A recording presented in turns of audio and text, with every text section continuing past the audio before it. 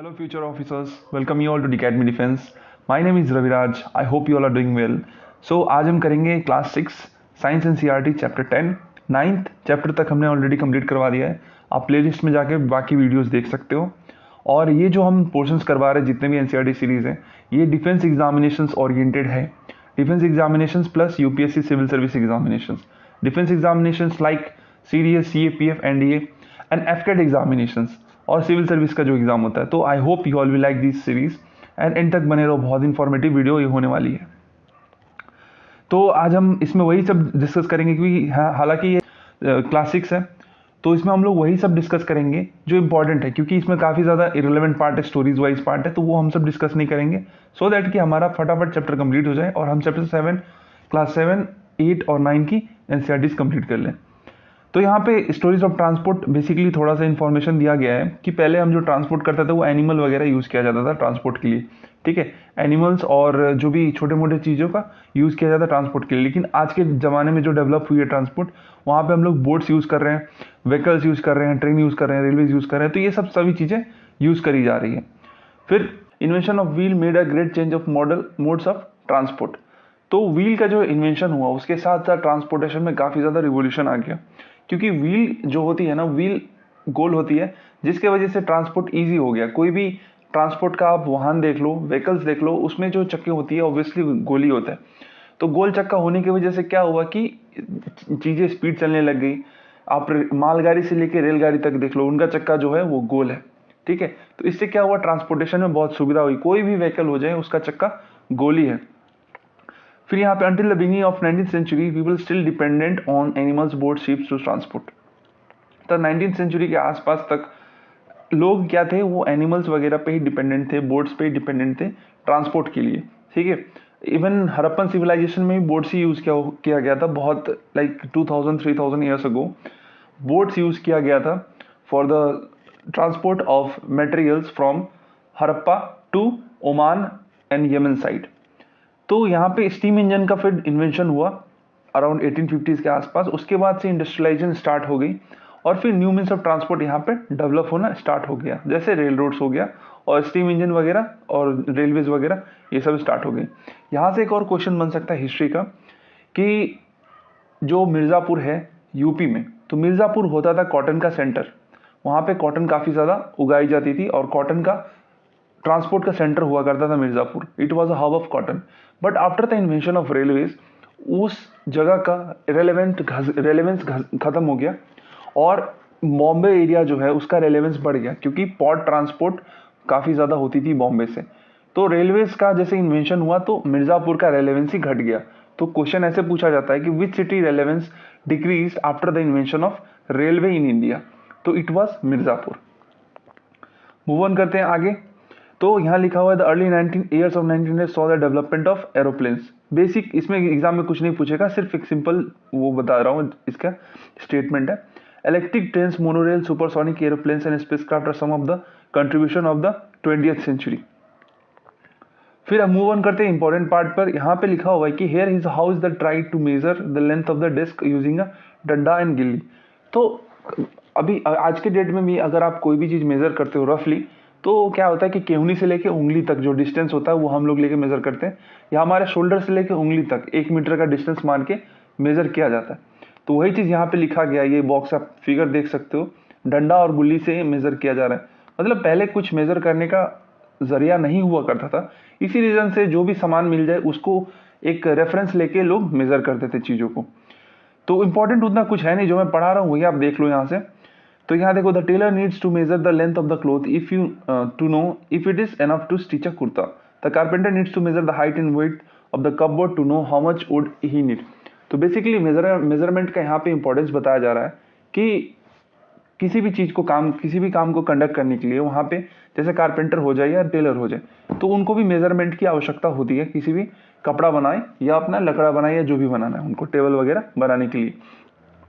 फिर यहाँ पे देख लो कि how long is this room, how wide is this desk, how far it is from Delhi to Lucknow.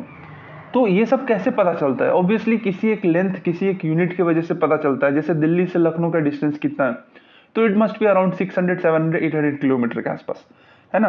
तो वो मेजरमेंट कैसे पता चला आजकल तो गूगल जीपीएस वगैरह ये हो गई तो इससे पता चल जाता है, लेकिन पहले के डेट में क्या होता था कि रूट के वाइज या रोड के वाइज वहाँ पे जो मेजरमेंट के जो मीटर होती थी उसके थ्रू वो लोग लखनऊ से दिल्ली जाते थे, फिर पता कर लेते थे वहाँ से। How wide is the desk, तो ऑब्वियसली हम लोग फीता वगैरह से यूज करते हैं, जो मीटर होती है गॉज होती है उससे यूज करके हम ये मेजर कर सकते हैं। How long is the room, तो जो सेंटीमीटर वगैरह जो टेप जो होती है मीटर होती है उससे हम लोग इसे मेजर कर सकते हैं। आगे मूव ऑन करते हैं इंपॉर्टेंट पार्ट पर। ये सारे कुछ भी इंपॉर्टेंट नहीं है, आप ऐसा मत समझो कि ये हम लोग स्किप कर रहे हैं, इसमें से कुछ भी उतना पार्ट इंपॉर्टेंट नहीं है, जो इंपॉर्टेंट है वही मैं पढ़ा रहा हूँ। तो मेजरमेंट का एंड में एक यूनिट होता है, जैसे किलोमीटर, मीटर, सेंटीमीटर, तो ये सब यूनिट हो गया। तो मेजरमेंट का एंड में एक यूनिट देना जरूरी है, क्योंकि इससे पता चलता है कि वो कितना लंबा है। अगर मैं बोलूँ कि 20, मैं बोलूँ ये रोड 20 लंबा है, तो आप इसे क्या समझोगे? कुछ नहीं समझोगे। लेकिन अगर मैं बोलूँ ये रोड 20 मीटर लंबा है, तो आप इसे समझोगे कि 20 मीटर लंबा है या 20 किलोमीटर लंबा है।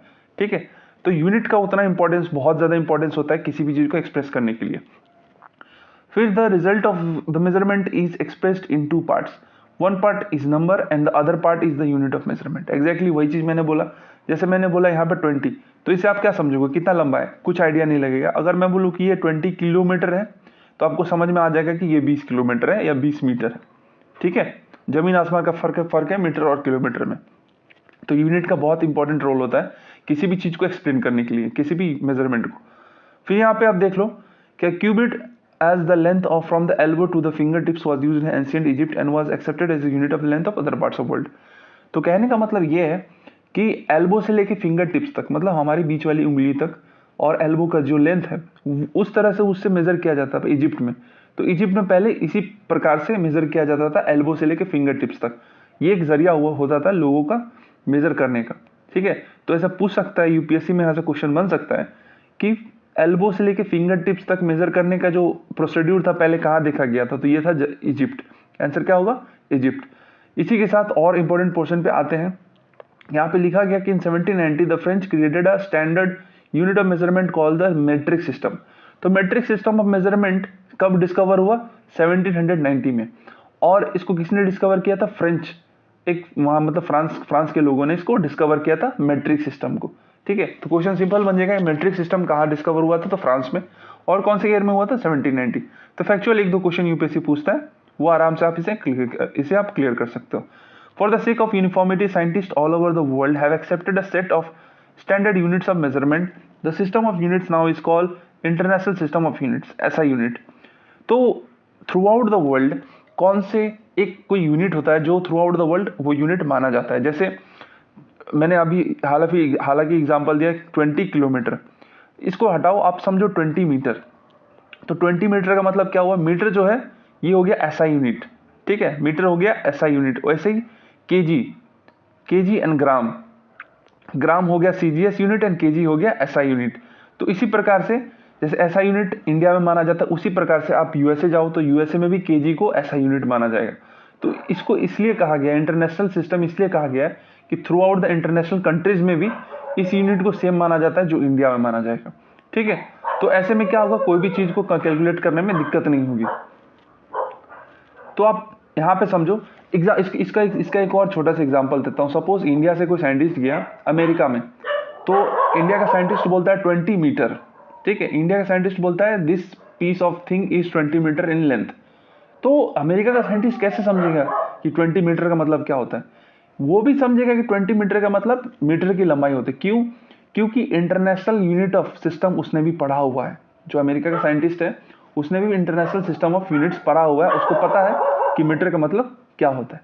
ठीक है, तो इसलिए थ्रू आउट द वर्ल्ड वो जो SI unit system, CGS unit system, ये चलती रहती है। तो 1 मिलीमीटर बराबर 100 सेंटीमीटर। आई होप आप सभी को पता होगा ये क्या होता है। 1 सेंटीमीटर बराबर 10 मिलीमीटर।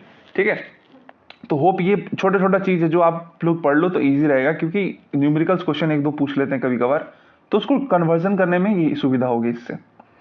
मूव ऑन करते हैं, और ये 1 किलोमीटर बराबर 1000 मीटर, वेरी इजी।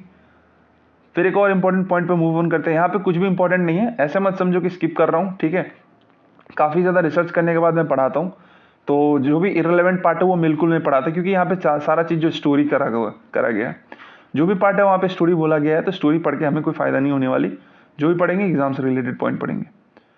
तो इसी के साथ एक और चीज़ है यहाँ पे, आप देख लो some example of rectilinear motion. Rectilinear motion होता क्या है, तो देखो in all these examples we saw that objects move along a straight line.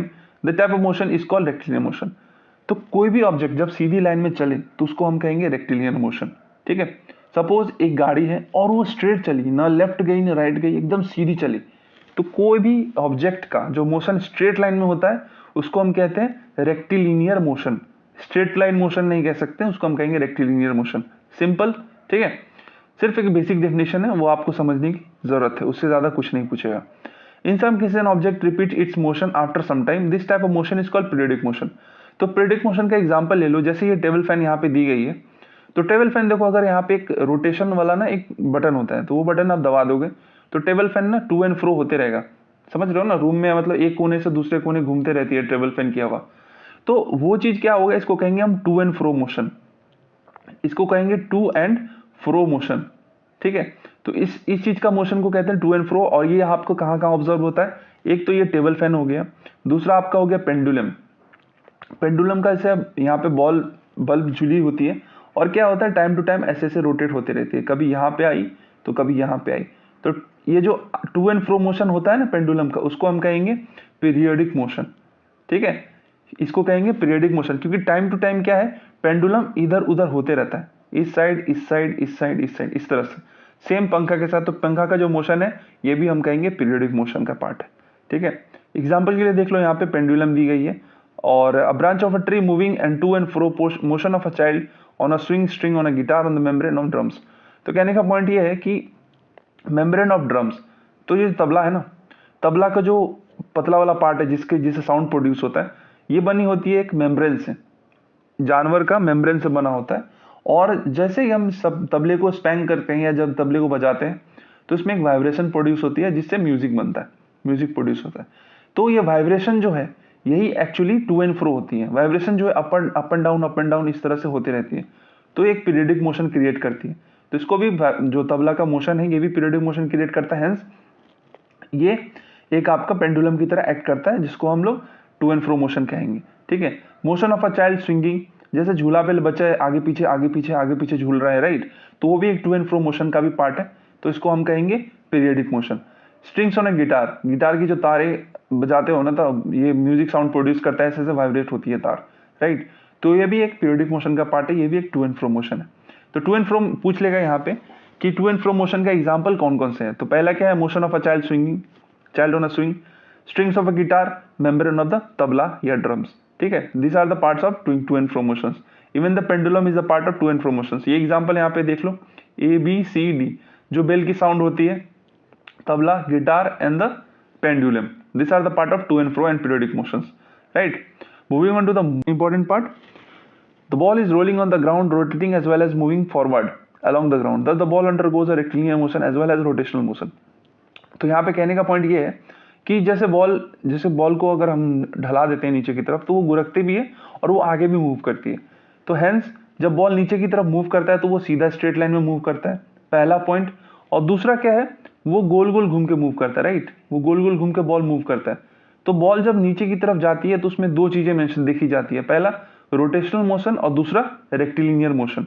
ठीक है, तो जब भी बॉल नीचे की तरफ गुड़कती है तो उसमें दो चीजें देखी जाती है, पहला रोटेशनल मोशन और दूसरा रेक्टिलिनियर मोशन। ठीक है, तो गुड़कती बॉल में दो चीजें हमेशा देखी जाती है। एग्जाम में पूछ सकता है कि जो नीचे स्लाइडिंग बॉल होती है, रोलिंग डाउन बॉल होती है, उसमें कौन कौन सी चीज देखी जाती है, तो rectilinear motions and rotational motions. इसी के साथ चैप्टर यहाँ पे हो जाता है खत्म। आपको वीडियो अच्छी लगी हो तो प्लीज़ वीडियो को लाइक कर दो, चैनल को सब्सक्राइब कर दो, और टेलीग्राम का लिंक दिया गया है। टेलीग्राम में हम डेफिनेटली बहुत सारे क्वेश्चंस और MCQs डेली बेसिस पे डालते रहते हैं, PYQs भी डालते रहते हैं, और ये free of cost current affairs and quick info channel है। तो आप प्लीज़ टेलीग्राम जाके ज्वाइन कर लो, बहुत ज़्यादा फायदेमंद हुआ, क्योंकि लास्ट जो सीरियस एग्जाम हुआ था इसमें हमारा 21 क्वेश्चंस डायरेक्टली 15 दिन के टेलीग्राम के इन्फो से ही पूछा गया था, और इसका हमने प्रो वीडियो बनाया हुआ है। प्रो वीडियो का लिंक भी हम डिस्क्रिप्शन बॉक्स में दे देंगे, तो आप जाके प्लीज चेकआउट करो उस चीज़ को। एंड टिल देन, जय हिंद, वंदे मातरम।